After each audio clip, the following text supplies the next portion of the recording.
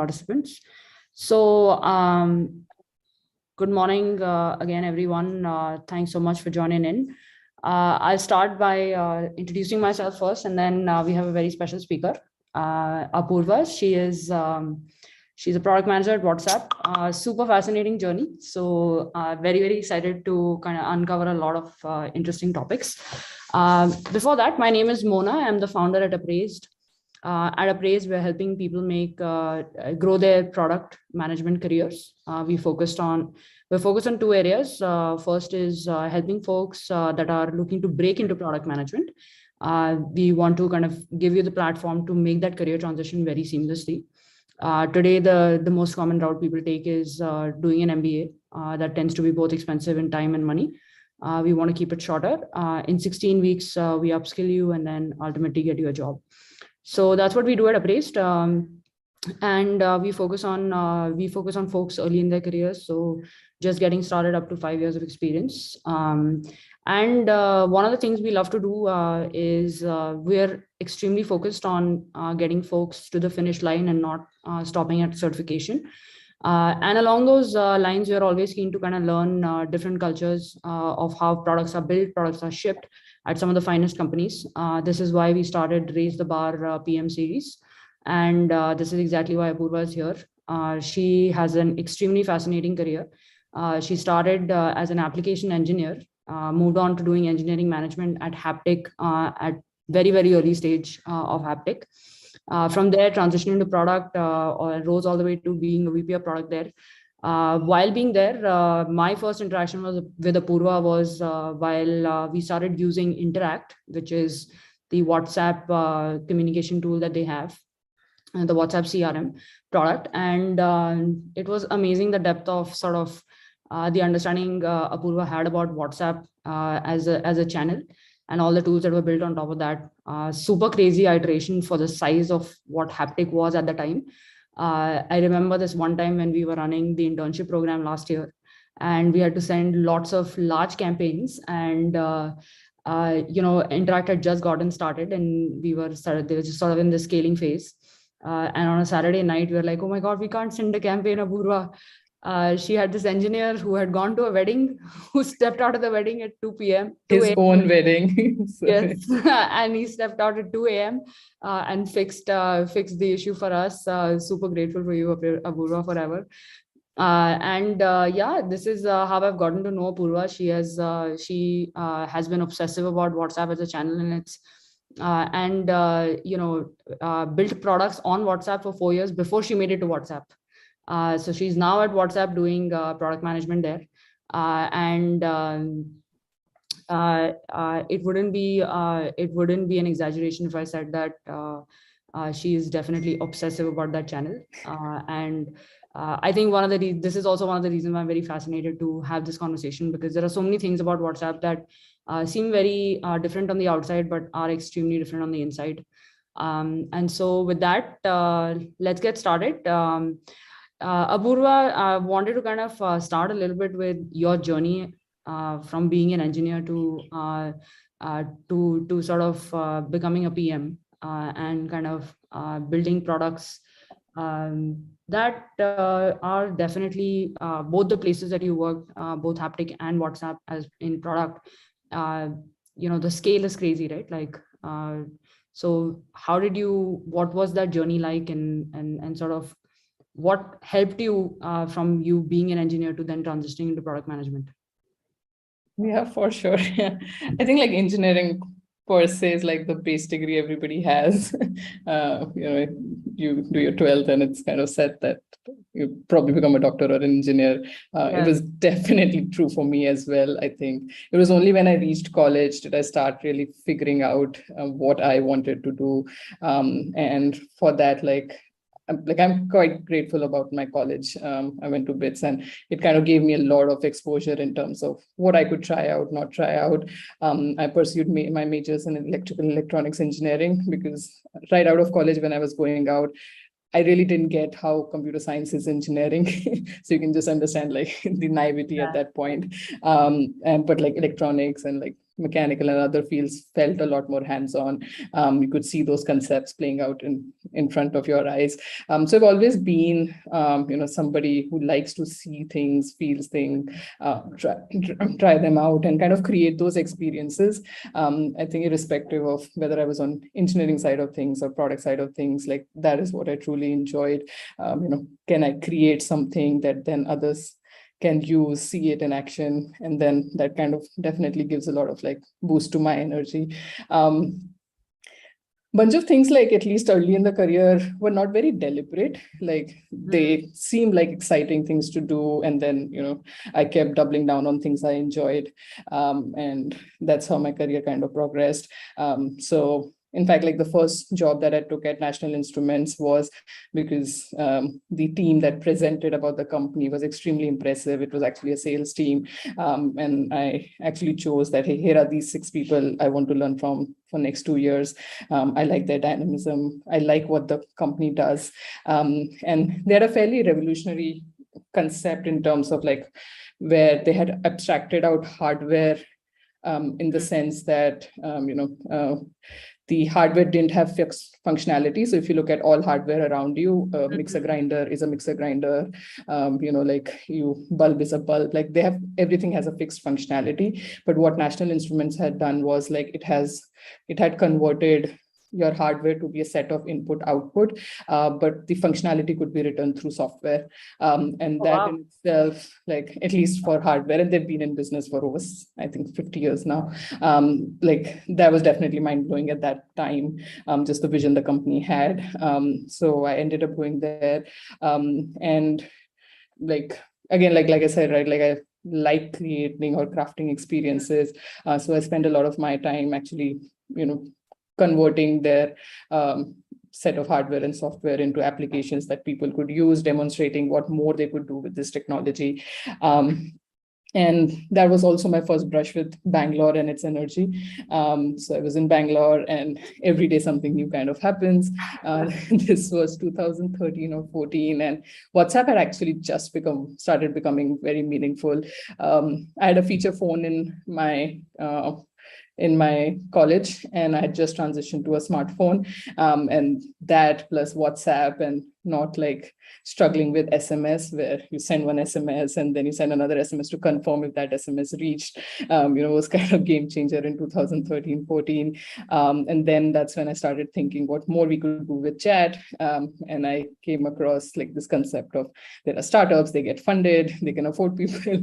And I reached out to Akrit at that point, who had just started Haptic, that, hey, I don't know what I can do for you, but here's what I think about the chat space. Here's what I think we could potentially do this year. Flew down to Bombay. We met, and he's like, okay, I think you'll probably be good at product management. I had no idea what that meant. And he said, our CTO is based in SF. We are hiring engineering teams in India. Can you be our local engineering manager? And I'm like, okay, let's see what that kind of looks like. Given your background, we should be able to do that. So they weren't deliberate choices. I was kind of fascinated by, let's say, the opportunity and the change in behavior, or I caught on to the change in behavior that was happening, where the shift was happening from SMS to real-time chat, smartphone, internet, like back in 2013, 14. And since then, I've actually spent, since like 2014 end till 2022, that's around about like 7 years closing in, pretty much building products on top of chat, whether that was at Haptic or now at WhatsApp. And that's essentially the trend that I caught on to. And the role that eventually people said I was good at is product management, and then everything that started happening. Secondly, I really resonate with like not investing too much in structured education. So I took that path of like never thinking about MBA or anything else. And this path like gave me like a chance to kind of like look at my skill set again, up them, keep improving and keep moving, just keeping an eye out at like what I wanted to learn next, and figuring which place kind of provided me that environment to do that. Yeah. It's crazy to think that you spent 7 years in chat. And it feels like chat is it's so evolved now that it's in your background all the time. You don't think about it. It's like a utility. You have Yeah, electricity and you have water and you have WhatsApp. true. Especially I think that's true in India for sure. I think everything happens on WhatsApp. For me, one of the biggest cultural shocks, having worked in Silicon Valley for 10 years, and then when I first moved to India in 2015, and this was my first time professionally working in India. I'd always sort of done my master's and I always worked in the Valley, and this was my first experience. Although born and raised in India, it's not like I don't know the market, but professionally I was working here for the first time. And the biggest difference in the work environment was here, everything, work and personal life existed on WhatsApp plus Slack. Yeah. And in the US, everything existed on email plus Slack. Like if you didn't answer an email, it means you are on vacation. Yeah. Here, you don't answer WhatsApp, you're on vacation. Actually, if you don't answer WhatsApp, is not even an option. You answer WhatsApp even when you're on vacation. So it was really fascinating. And almost I remember the first 2, 3 instances when this used to happen. I'd be like, I was telling my team at Airbnb, I was like, guys, this is very unprofessional. We can't do this. Like, we can't have these conversations on WhatsApp. We have to keep everybody in the loop. You gotta put it on email. And I was like, they were just like laughing, like looking at me confused, like, what is wrong with you? Why are you asking me to do this? This is just how life works here. And I was like, okay, that's Do you what. remember when you had like structure to email, hello X, Yeah, dear exactly. X, I was like, I want to do this. yeah, I and want to. the thing was, you always, if something in the thread or in the context you lost track of, you would always go back to the email and look for that thread and you would read through it, right? Yeah. On WhatsApp, like it's just like it's like so much chatter happens. There's no way you can go back to what had happened before. And I was like, that is so unprofessional because, like, imagine if you left and somebody else had to carry on this relationship. Like, how do you actually do that, right? And so I used to always like obsess about it, but then I realized in like matter of 2 months ki sab kuch WhatsApp pe hi hota hai, and you gotta like make peace with it. So, on that point, you said something very interesting, which is you went to Akrit and you just said, hey, look, I want to do something. I think this is an interesting space. Uh, how did he figure that you would be good at product, and how did you get convinced that you were going to be good at product to give that a try? Yeah. So I think like what the way I had approached the conversation was like I kind of went through the product that existed at that point, and I had like specific feedback on things that I thought were working well, but things that weren't, and where I kind of saw that like how we could evolve. Because parallelly back then in Bangalore, what I had done was like I don't like picking up phone and calling people. Like it just feels very intrusive to me. It always has. And one of the problems with that was like we had like a Kirana store downstairs, mini supermarket types, who would take orders for delivery only on phone, and I used to find very annoying like calling him, waiting, etc. So when WhatsApp started becoming big, the first thing I started pestering him was like start taking my order on WhatsApp. And that's the kind of thing that, and then I actually just made flyers for him and distributed in our society that, hey, this guy now takes orders on WhatsApp. And it did Wow, started catching, right? yeah. So because then he was like everybody calls me on phone, like why should I look at WhatsApp, etc. Like that needs a behavior change, right? So that's what I kind of like rest of him like me getting convinced on that product management made sense and all was more of his conviction. So sometimes in life, like you find the right kind of people, Yeah. and or the right kind of opportunity, like and you can't really time it, you can't really like prepare for it. But I think the whole point is like if you find which is something like a fit for you, can you utilize it and like double down on it? And I think that's kind of what happened. Like I don't think it could have played out anyway, but it played out in a certain way. And I think for if I had to look at in hindsight, just I probably just justified it to capitalize on it. I could have like let's say been dicey or not convinced or not have enough conviction in it, and it would have gone. But like there is no way to control that event would have happened where this opportunity came. But what was more in my control is like given the opportunity came, I could double down on it, triple down on it, Yeah. take it as far as I wanted. Yeah, it's interesting because recently I spoke to another product manager who also, he didn't know he was doing product management until somebody else told him that this is what product management is. And when he was told that, one of the things that he said was, I realized what I was great at, but because, and I was not conscious about what I was great at, because this was just whatever I needed to do to get the job done. I was just getting better at it. But the minute somebody told me that you're doing product management, I became very conscious of what I'm missing, or like what I'm lacking, right? What my blind spots are, because product management is like this, it feels like rocket science. It feels like a very celebrated title and a celebrated role. It is, because you definitely get the highs of ideation and problem solving and creating impact, and sort of working with really smart people around you and cross collaborating. And so he told me one thing, which is, he said, the minute somebody told me I was doing product management, I became so conscious. I was just obsessing about what I was not good at in the world of product management. And then I started like asking mentors for help. And that became like a moment for him to actually really up his game. So he moved from being a product manager to then also building some of the other skills that ultimately made him realize that he had enough confidence to become a founder. And that I thought was a very fascinating journey. And a lot I had a bunch of that myself as well, right? Specifically when like things don't work out, you question that, hey, you weren't trained for this. Are you good enough? And then I think what kind of really helped me was like this framework that it's actually much easier to be good at things that are your strength than to be better at things that are, let's say, your weaknesses. And that's what I tell people. But the common response to that is, I don't know what are my strengths. Right? And actually, that was one of the most fundamental things. This was the most frequent statement I heard when I was doing user research before Upraised. I don't know what my strengths are. How do I find that out?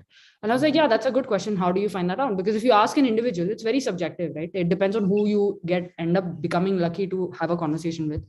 And so one of the first things we built at Upraised was, can we build a KISS test? Right? Can we build a know yourself test where all you do is just find what your strengths are and what your blind spots are, and that's it. It doesn't matter. Baki sab aapko, you want to do whatever you want to do with that information, that's great, but you should just be aware. You should know what you're good at. And so that's why we built this case test, and it was a very conscious effort to keep it free so that everybody could take it and just learn what you're good at. Baki, whatever you want to do with it, at least because literally every single person would say, you're right, everybody hires for strengths, and I want to be good at what I want to really excel at it, but I don't know where to start. And that's always the problem. It's like a chicken and egg problem. You don't know where to start, you don't know how to fix it, and then you just kind of have constant self-doubt, right? Cool. Moving on to the next topic. What does it feel to be a PM for WhatsApp, especially a product that is so global, so omnipresent in people's lives, and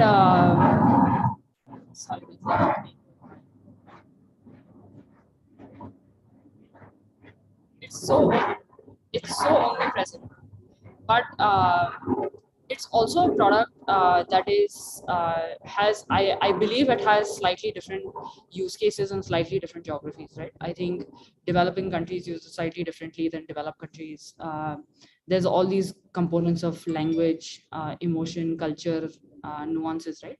What kind of problems do you guys work on? Like, what does your day look like? So I think like WhatsApp, at least if you think about it, right, like for us, like the best product experiences, if you don't feel like WhatsApp is a product, like it shouldn't come in your way of your life. Like if you look at any other product out there, you look at Instagram, you look at TikTok, there are a few things or personality traits that will come in mind when you think about them, that, like let's say this is a fun product, or this is, helps me pass my time or something like that, versus WhatsApp is extremely utilitarian. Like, it's, and one of our core principles is to always stay out of way of users. So if you see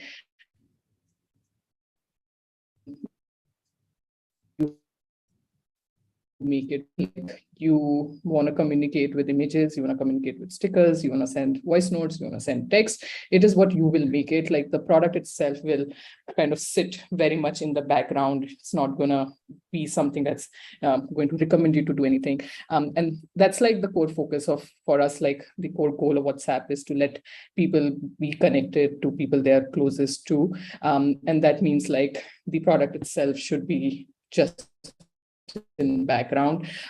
That's how founders envision the product to be, and that's like the core DNA and why the product works in general. So core focus for us is to keep keep that simplicity that makes you feel like the product does nothing, and make the user feel confident that it will do what they want it to do, which if you look at any other product out there does not exist. Like, like that's not the feeling any product outside of WhatsApp kind of drives. So, and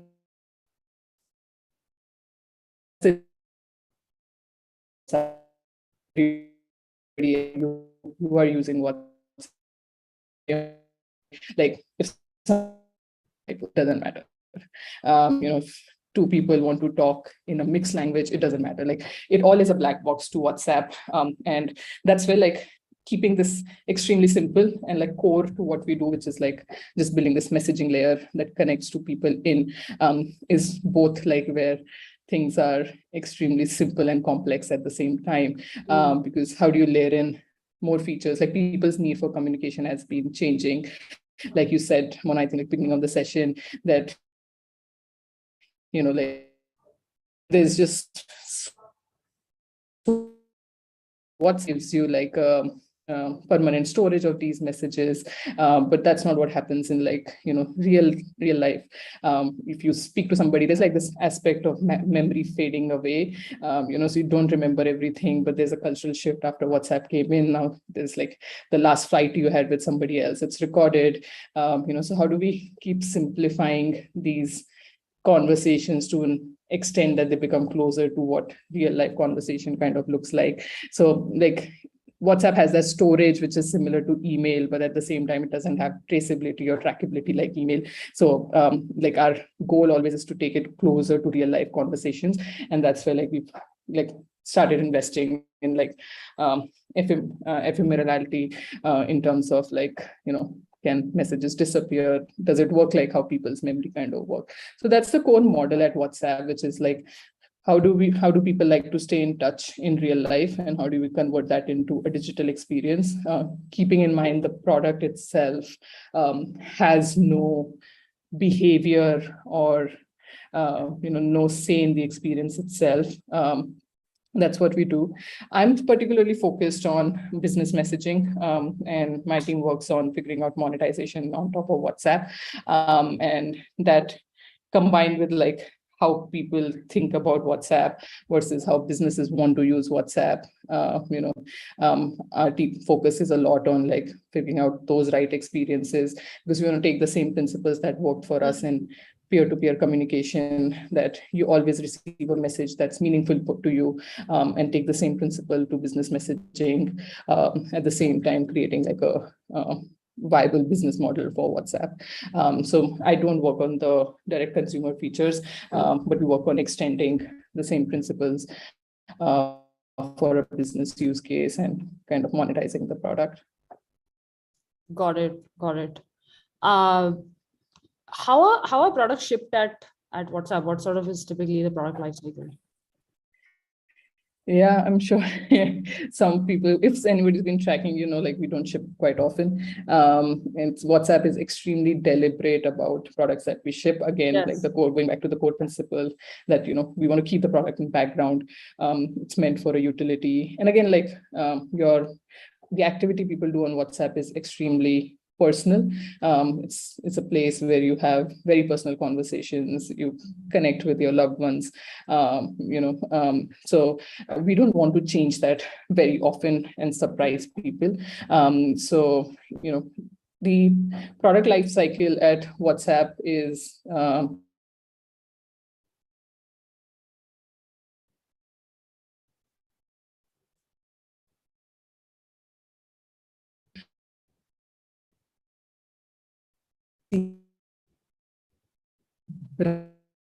right ultimately that you spend a lot of time in research, iterating on your design, without actually shipping it to real users. So at WhatsApp, like the product development process is a whole lot more on the deliberate side, where we will build out prototypes, we will take them to market, we'll invest in like a bunch of research, get feedback, really understand how people feel about like a particular feature, not just that feature, but like that's sitting within WhatsApp, how does that change? And only then start like putting it inside the product. And that's why that kind of takes us much longer. But when we kind of launch, we have much higher confidence of it actually working for the WhatsApp audience itself. So our product cycles spend a lot of time in research and design phase than in like development and rollout stage. We don't run a lot of like A/B testing mechanisms or like large scale, because we don't imagine like you communicate with people with varying degrees of tech sophistication. Like you're speaking to your kid and your mom and grandmom on the same platform. We don't want to break that experience. Like even if you are our central user, your experience breaks if experience of anybody in your social circle is not the same. And that's why it's extremely important for us that all of you have all of you have like the same experience, and hence we take this approach, which is actually very different from how Facebook has been built. So it's always fascinating. I was just going to say that because at Facebook, one of the most talked about things is fail fast. I given that WhatsApp is part of the umbrella of Meta, and how does that actually can you culturally talk a little bit about how WhatsApp is product building at WhatsApp, or even how people think about a business at WhatsApp is different than that at Facebook? Yeah. So at the core level, they still share the same principles. Like, let's say, you want to fail fast. Like, if you want to know soon whether something's going to work or not work. Yes. It's just like how the two companies or like the two products are designed to do that. Like at Facebook, you will build it out fast, ship it out, try it out with like multiple sets of people, gather a bunch of data, and have like insights on it. WhatsApp is going to do this differently, where they're going to spend more time upfront on design, UXR, and lesser on engineering front. So only things that we really are sure like need to, so like a lot more design-led, research-led culture. But in that phase of product development, when we're trying to understand our user, when we're trying to design things, we still hold the same principle that, hey, how do we design our research process in a manner that we pick the right signals? So it's just like an investment in the different side of product management. Both approaches work, specifically like at the scale at which WhatsApp is right now. It's not very hard to find users for research, and we understand what we need to research for something. But at the same time, I think one key difference definitely is between Facebook and WhatsApp is this is an American company, but WhatsApp is largely used outside of the US. So the team does focus on like building intuition for developing countries versus Facebook, Instagram. For both of them, the primary market is US, so you do see users around you. So WhatsApp has culturally tried to set up teams that are and Facebook's investments have like a reasonable representation from, let's say, Asia, South America, Africa, which is essentially like all developing countries. So if just like having users from these pockets is fairly central to like hiring at WhatsApp, so that we have the right set of like diversity to understand from markets that WhatsApp is a core product in. Yeah, it's fascinating of how the A/B culture, the A/B testing culture is so different at WhatsApp versus Facebook. And this totally makes sense to the core point you made, which is for WhatsApp, you want to control the experience of not just you, but everybody else that you're interacting with your network. So probably obviously that complicates. And secondly, it's a very private space. Like we don't want to enter that. Like it's not a product that can, like it's like entering somebody's living room, they are having dinner, right? So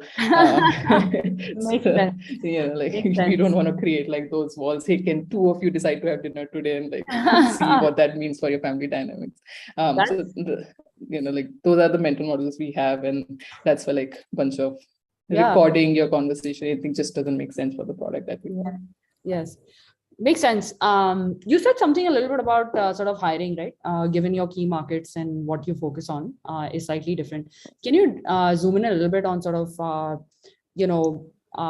what are, how does WhatsApp keep this product culture, given the vast geographies it operates in, especially when they're building the team? What does, when they're hiring PMs, what do they look for? What are the cultural elements of the things that they test you on, but the things that they really care to protect, right? Because that's how you build a culture of such a large company. Yeah.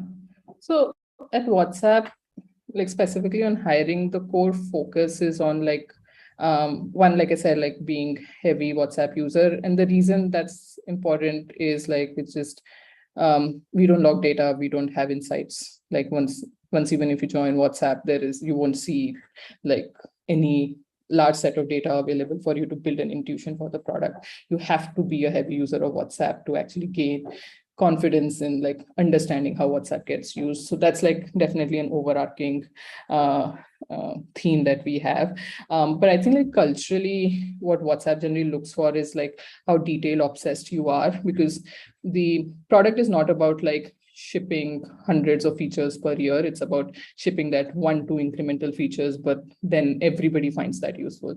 So like how much detail obsessed can you be? How much do you care about like refining this craft again and again? Okay, I want to do reactions, but then where should that sit? Like can you obsess about it so much that you care about smallest animation on it, the spaces between like the padding between the design, or how will it like work on low network devices, low network areas, on like low fidelity Android devices. Like, so the large set of focus on like building product culture is largely on like, can you work without data? Can you build intuition by usage? And are you extremely like detail obsessed?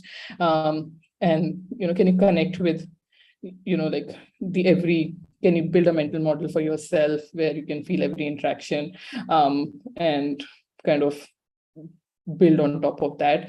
And generally, emerging market experience is a bonus when interviewing at WhatsApp, though it's not like, let's say, mandatory, like a mandatory thing. Like even being a power user in emerging markets does work, because the whole thing is we don't have data, but can you convert your your own usage or your intuition or about like listening to users into your intuition of building product, so which comes if you're fairly detail obsessed.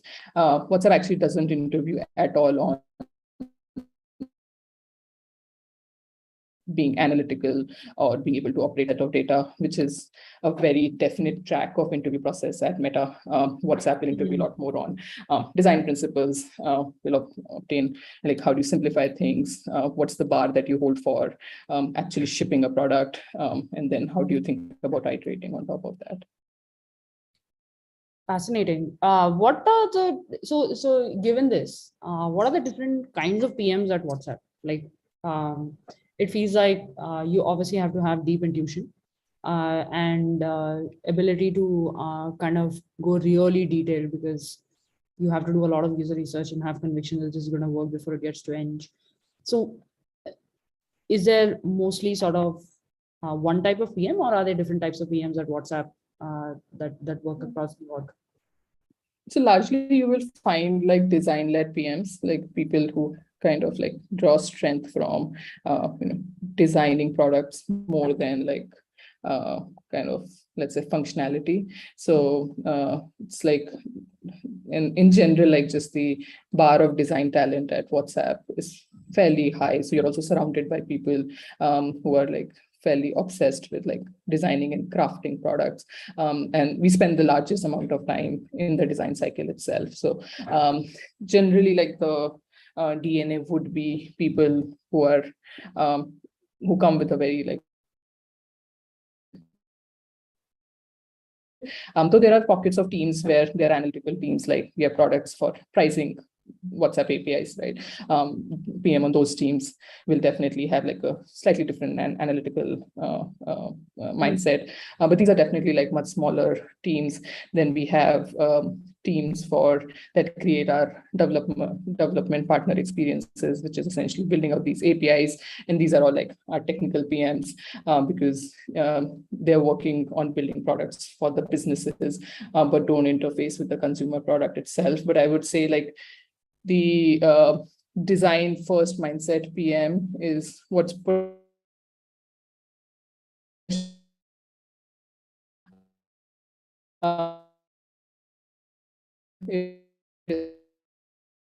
things, or on consumer side of things, all the products, which are like figuring out pricing, figuring out APIs for businesses, and those PMs essentially have a slightly different mix of being like more technical or being more analytical. Got it. Amazing. Yeah. I mean, I think it's definitely very counterintuitive on the outside to feel like WhatsApp spends the most time in design cycle, and that it's very sort of design first, because like you said, I think we have very little appreciation for the amount of effort it takes to actually keep something simple. And like, I think it goes through lots of iterations to get there. I can tell you that from being a founder, I think obsessing about simplicity is actually harder than obsessing about making too many functionalities in one and like shipping something. It's definitely easier to do that than to build conviction that this is only one piece of functionality you're going to build on this one screen, and there's only one job to be done, and you just focus on that, right? Huge respect for that. Like one of the things like WhatsApp. Sorry, go ahead. Sorry. No, I'm just saying like one of the things that we obsess is basically not shipping the org chart.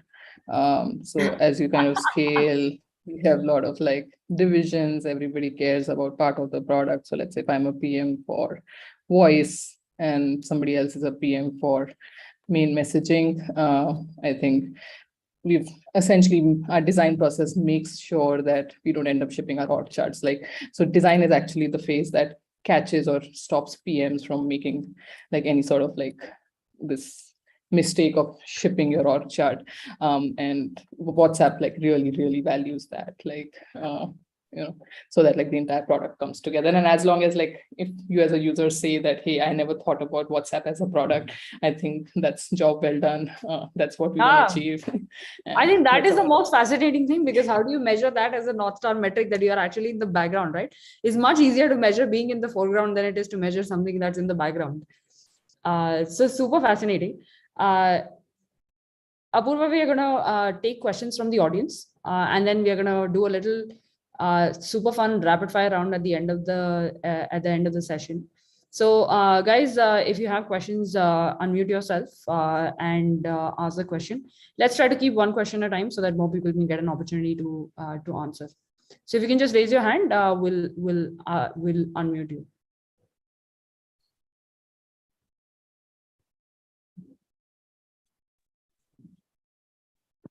Hello, hi, this is Shubham. Thanks, Apurva, for sharing your journey.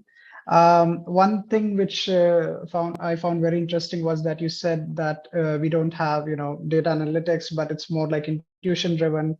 But what I was thinking is, the humans are so diverse in the way products get used. How are you able to kind of distill those insights which are applicable for a large set of user segments? Is there like, a specific way of going about this kind of research, which is more intuition and insights based? If you can please elaborate a bit on that. Thank you. Yeah. So like I said, like one is that we invest in like teams or like just diverse teams that come from these markets. But the second thing is like culturally,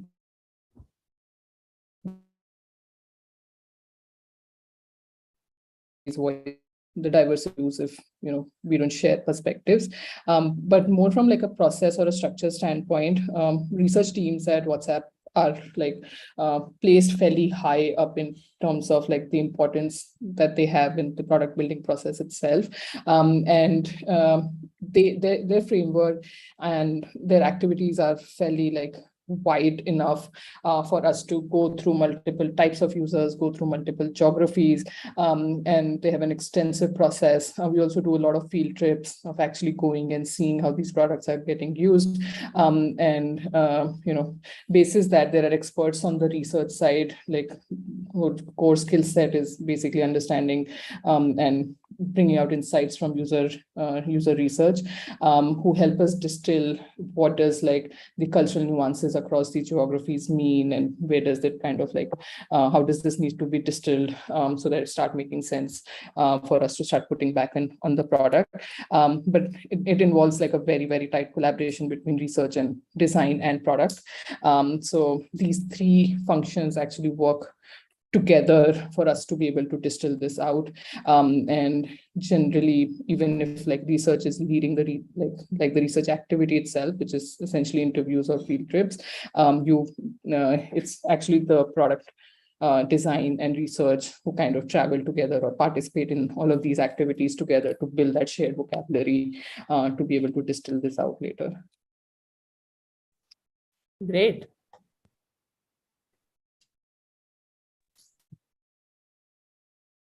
Hi, Yashi. Can you hear us?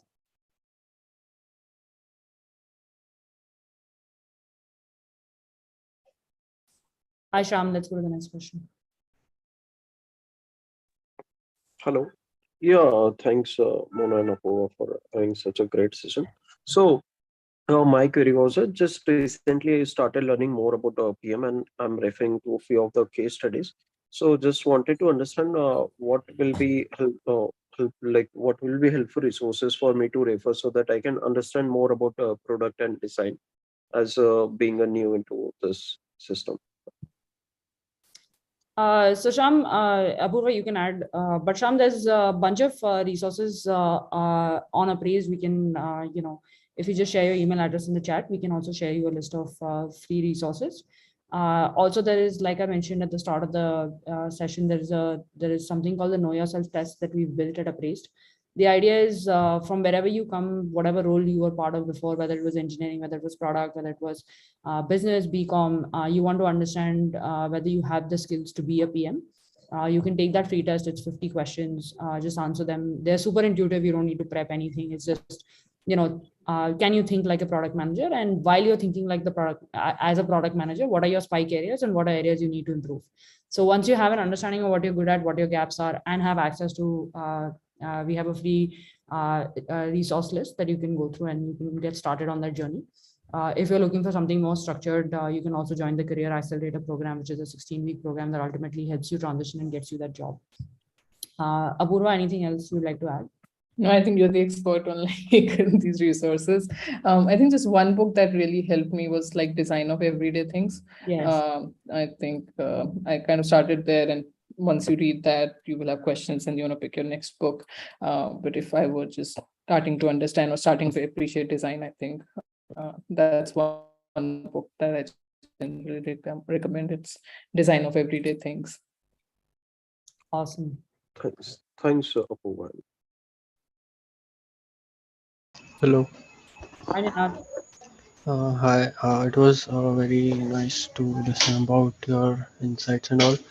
Actually, my doubt is I'm a fresh graduate right now. I completed my bachelor's just last month. And UX design is something that I'm interested and working on right now. So I wanted to have some light on things like how can we start good and at a good place. Like in current situation, UX design in India is not very much getting the reach because all the interviews and all that I have given till now, like UX design is confused with web development. So with UX design, they ask for HTML, CSS, and JavaScript. But I am more into designing stuff on softwares like Figma and XD. So I wanted to know about how to get um, like how to get noticed only in designing.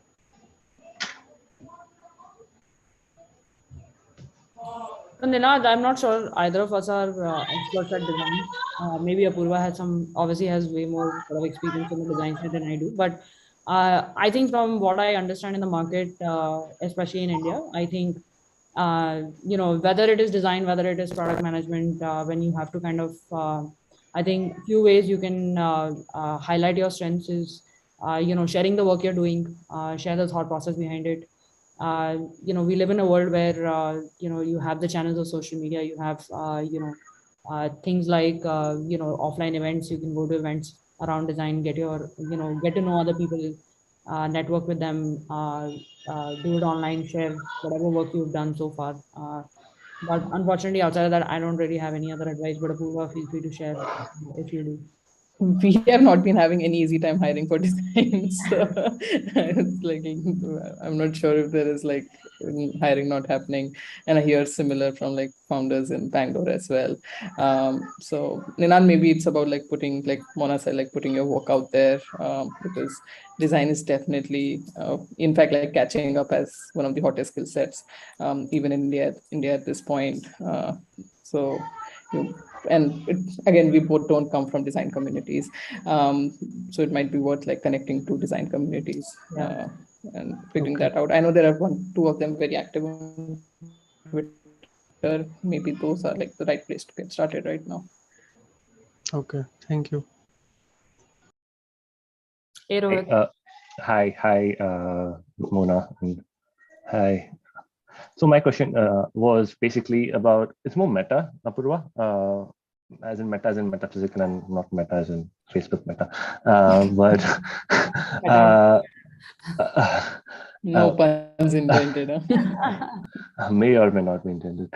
So my question was basically about, you've spoken so much about being rather like being across all different spaces like design and intuition and understanding product, and I mean there's so many diverse skill sets, but until now what I haven't realized is I am a part of the CAP program, but even here what I've not realized is how do you become a better product manager, as in how do you assess yourself? Because for a designer it's pretty easy, you make great designs, you're more intuitive. For a developer, again, it's easy. You ship great code, you ship faster code, and you make things simpler. Yeah. So yeah, you're going up a ladder. Just to self-assess, that is. But for a product manager, how do you assess that? How do you know that I'm doing well? And if other outcomes only as, I mean, do you only assess yourself on once you ship your product, like whenever that release cycle is, and based on those results, or is there a way to do that otherwise too? Yeah, I think definitely a very like good question, and my mental model for this specifically, let's say for a product manager, is there are two core, let's say, aspects of being a product manager. One is like internal, which is like within the company, the role that you play, or the team, or like you could be a product founder as well. But like there's an internal aspect to your role, which is like that is central to the team that you operate in. And the mental model for that is, for me, is like, let's say you're a you've seen, like if you've ever gone to a musical, there's like this conductor who's running the show. He's neither playing the drum, he's not playing the fluid, he didn't write the notes, he didn't write anything, but he coordinates across like all of those all of those different elements that would bring the show together. And I think like an internal to a team, that's like the core role a PM kind of focuses on, which is like you are surrounded by a bunch of smart people who are really, really good at their own skill. But your role as a product manager is to kind of be that conductor in an orchestra, bringing all of this together. And that's what like I would generally use to benchmark as, like, are you unblocking people internally? Are they able to do their best work for your product? Because of, like, let's say, how you bring the team together. And in different teams, that would mean product managers play a different kind of role. But most product managers are essentially very strong conductors of this orchestra. And for the outside world, it's basically like how well can you represent your consumers, and how well can you align this entire orchestra to actually, put up the right show for the end customers. So those are the two things that I constantly kind of think about as to, how am I doing on these two things? Am I bringing the right product for my consumers? Am I able to represent them? And how well did I ship that product that met their requirement? And internally, and those are like benchmarks that you can, like you said, like that happen only when you've shipped a particular product, and they might happen once in 3 months, in 6 months, and 9 months, but those are meaningful things to evaluate then. But on a more continuous basis, it's just like, am I being valuable to my team? Am I representing my consumers well inside? Do individual contributors on my team, which is, let's say, the designers, the engineers, have the right set of inputs to actually ship the right set of the product outside? So like, that's what I would kind of focus on. And in doing so, an important part is actually figuring out how can you gather feedback from them that helps you kind of get better. So if you'll go and search for Ami Vora, she's a senior VP at Meta. She currently heads product for WhatsApp, and before that was head for the ads product at Facebook. She's been at Meta since I think 2007, so fairly senior product leader. She's written like 2 really good posts on how do you solicit meaningful feedback and how to get hard feedback. I recommend like reading those two to kind of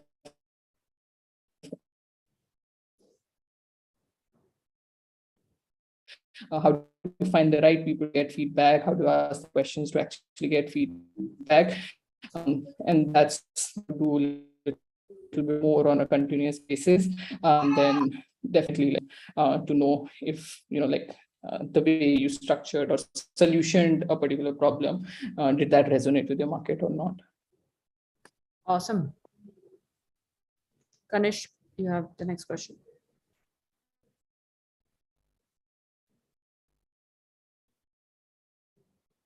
Okay. Yeah, I think I'm unmuted. Thank you, Mona, for hosting such a great session, and thank you, Apurva, for sharing all these insights.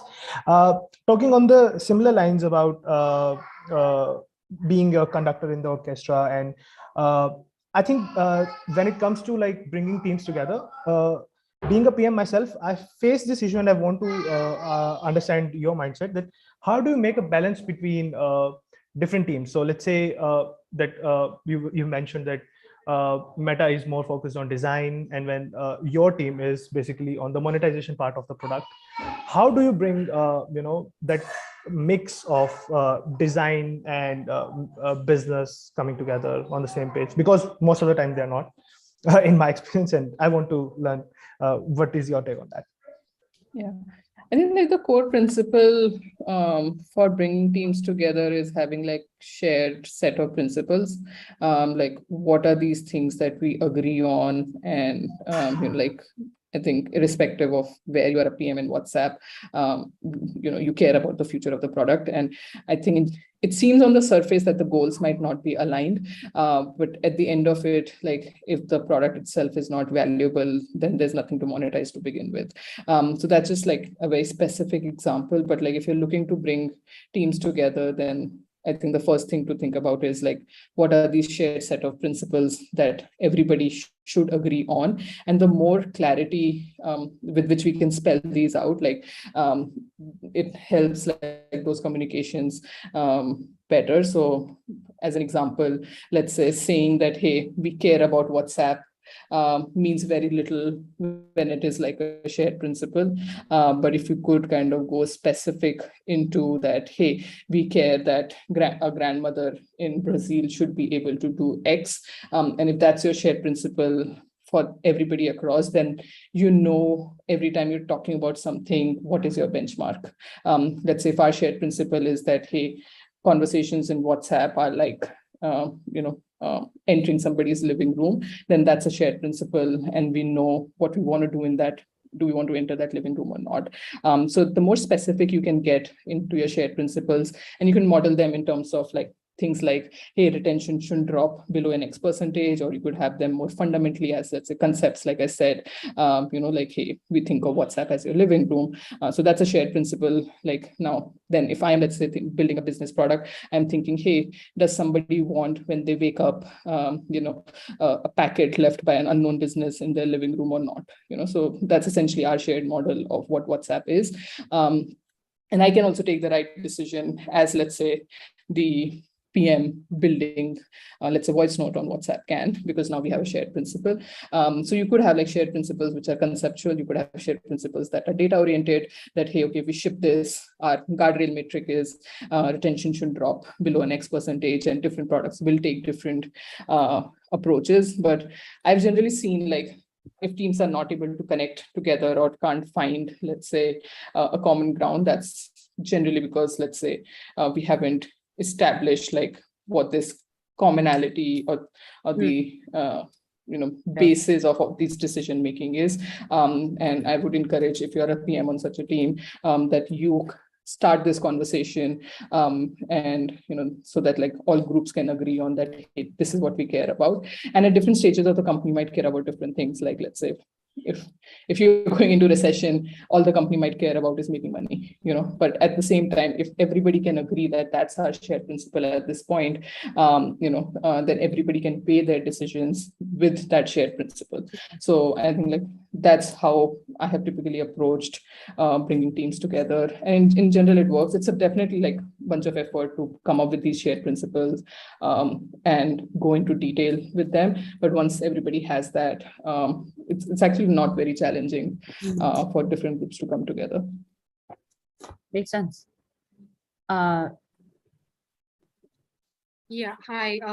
First of all, I would like to thank both of you for hosting such an amazing session. And ma'am, your story is very inspirational for aspiring PMs like me. So currently, I've worked as an engineer for about 2.5, 3 years, and now I've just recently transitioned as a product owner into a payments sector. So I mean, looking at your experience and the connects you've had, I wanted to understand, like, because now I'm working mainly with a instant payments product, would it be more advisable for people like me to stay in this payments related companies, or to completely go and get into product management roles at retail companies, or sometimes the non-technical product manager roles as well? Or would it be better to just continue with the payment sector, and especially the technical product manager roles? What would your advice be for me? First off, it's very humbling to like hear that I can help you with your product management career. I have been very intuition driven, like in terms of, and I've spent like my 7 years in chat, and I will potentially continue to do that for a while. So I'm definitely not the best person at like, I had conviction in this space. Nothing about like that base conviction has changed. People still are moving all the more towards messaging. I prefer messaging over calling and like other mediums. So for me, like, unless this conviction changes, I will keep doubling down on the space I am. But I think like Mona has a lot more like wide spectrum of understanding of like just thinking about your career differently. So I don't know if Mona, you had perspective on it, but I absolutely haven't done my career like that. I mean, look, honestly, I don't think it'll be, I don't know much about what your priorities are, or what your spikes are, or what you want to achieve. So it's probably out of context, and I'm very sensitive to giving any career advice without knowing this, because I feel that giving career advice where you can go astray is worse than giving no career advice. So I don't feel good to like just say it because you're asking me a question. But having said that, I think the core, at least the framework of how you can think about your career, is identify what you're good at. Does your job help you use those strengths? While you're using those strengths, are you enjoying what you're doing? And if these three things are true, you just keep doubling down, right? Because like Apurva said, when you find something that you're good at and you find something that you love, whether it is 4 years, 5 years, 6 years, it won't feel like it is that long, because there's so much you can learn, so much you can grow in every space, and you can go in a lot of depth. When I left Airbnb at 7.5 years, I still felt like there was so much more I could do at Airbnb. It's because I actually genuinely loved what I did. And I felt every year I learned something more. But for a lot of people, it's shocking that I stayed for that long, given that I started very, very early. So I'd gone through many evolutions of Airbnb in terms of scale, in terms of problem statements, in terms of team sizes. But there was something more to learn at all points in my career. So I think it's, like I said, just identify what you're good at. Do you get to do what you're good at? And do you love what you do? If you do, then I don't think you should be thinking whether this is the right decision or not the right decision, because you're growing, you're learning, you're having fun. I don't think very few people get to do these. So if you're able to do it, like, I think you should protect it. Thank you so much, Brenna. Hi, Tushar. Guys, unfortunately, we are running out of time. This is going to be the last question we ask, and then we're going to do a little fun rapid fire and call it a day. Apurva has been very kind with her time. She's expecting a baby very soon, so I don't want to take too much of her time.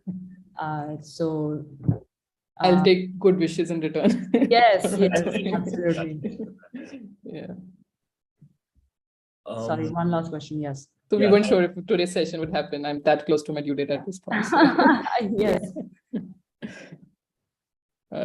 All right. So I'll just be quick with my question. I have a different perspective. I'm currently hiring as a senior product guy at a growth stage startup.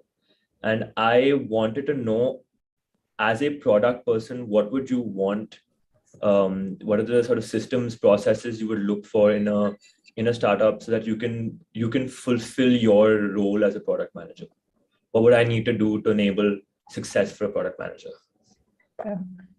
So if I got the question right, is like you as, let's say, the hiring manager or somebody leading like product at your org, what is like the right kind of setup that's needed as you bring in more product managers, right? Correct. Yeah, I think so. If in my experience, product managers do their best job where they have like a fairly independent yet well-defined scope of work, which is like they know what are the problem statements or areas that they should care about. So if you are hiring like the right set of candidate, and I don't think it's like specific to like product management to begin with, like if you're getting the right set of candidate for the role, can you have the environment internally? Can you have the right set of resources to actually make them successful? So let's say if you hire a product managers, but you have like, let's say, no engineers to back up what they want to build, you're not setting them right up for success. So let's say first is like identifying, are you actually ready to have a team? Do you have like a scope that can be given to a person who can then go and independently figure out those problems, come up with solutions, and actually have a team execute on them? Would be the first place that I would start. And then there are other things that come in, like can you give them career progression? So if somebody's been doing this well, is the company growing fast enough? Can you make room for people to grow? And what does that look like? Because eventually if somebody's going to spend 8 to 10 hours of their life, caring about a particular problem statement a company has, they're definitely looking for, what does that mean in terms of their growth? Where are they spending time? And it's about like, can you set up that cultural and space for them? So for product managers, it comes down to right resources, right kind of scope, and eventually like having career path, which is not very different from like hiring for any other kind of role. It's just like, I think the scope kind of becomes important for PMs, because then and non-overlapping scope, so that like they can independently think and operate in it. And I think for startups, another thing that becomes important is like, are your founders and product leaders today okay in trusting a third person with the product? Like if your startup is a product-centric company, then and you're fairly early, then you're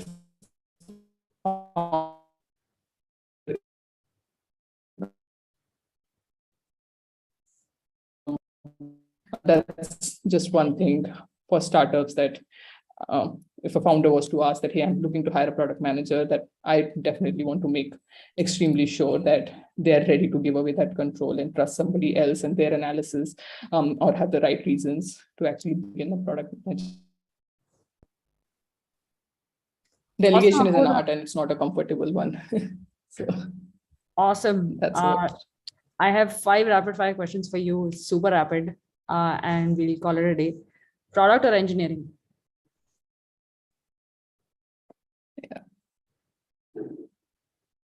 Can you guys hear Mona? Yes. Can you hear me now? Okay. Yeah. Product or engineering? Product. Work from home or work from office? Home. Hate traffic. London or India? In London. Why? I think just the quality of life. So there are like a bunch of things at some point. That's like just general quality of life is a whole lot better. What's the last thing you got in trouble for? Last thing I got in trouble for. Yeah, I was through my last few weeks in pregnancy, I've been having like very like this stage where you want to complete your work and you just can't choose between like, okay, when do you get like let go of your work versus like concentrate on it. And a bunch of my team is based in MPK. And sometimes there's just like, hey, this sounds very exciting, and I went on call at like 3:30 a.m. in the morning, and then I got in a bunch of trouble with my family over that. Like some days I was going on a call at 3 a.m. and some days at 2 a.m. just because like it just feels like that, hey, I'm not going to be working, for a while in some time. Yes. And I've potentially put some pressure on me because of that. Yes. Days back, I had like an intervention with my family and I need to stop putting that pressure on myself and doing these random activities at this point. Awesome. If you had an extra hour per day, what would you do? Sleep a little bit more. What's your proudest product moment?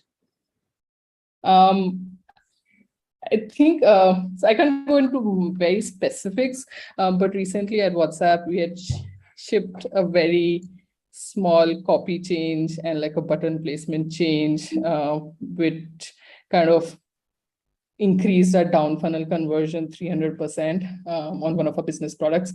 So it like I've constantly believed you don't have to ship very, very big features to make a meaningful impact. So imagine like 3xing, your bottom line because of something that would be shipped in 2 weeks was a copy change or like a placement change. So every time I experience where something was so little effort, but still had such an exponential impact, that excites me a lot more than like, hey, we took a year to build this out and then we ship. Like, yeah, it took a year out and rather better be successful. So that was like the most recent one. Awesome. Your 3 favorite productivity tools?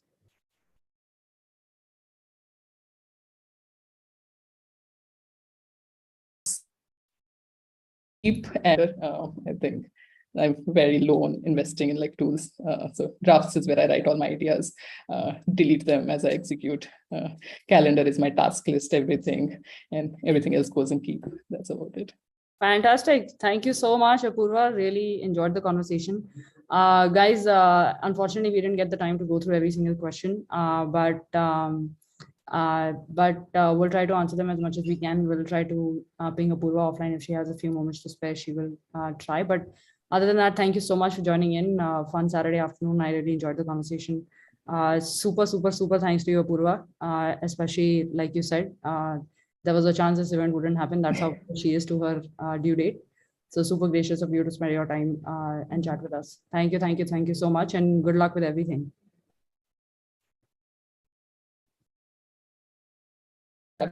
Good luck to all of you with your career decisions. I'm sure you're in great hands with Mona and Upraised. Thank you so much, Apurva. See you guys. Thanks. Bye.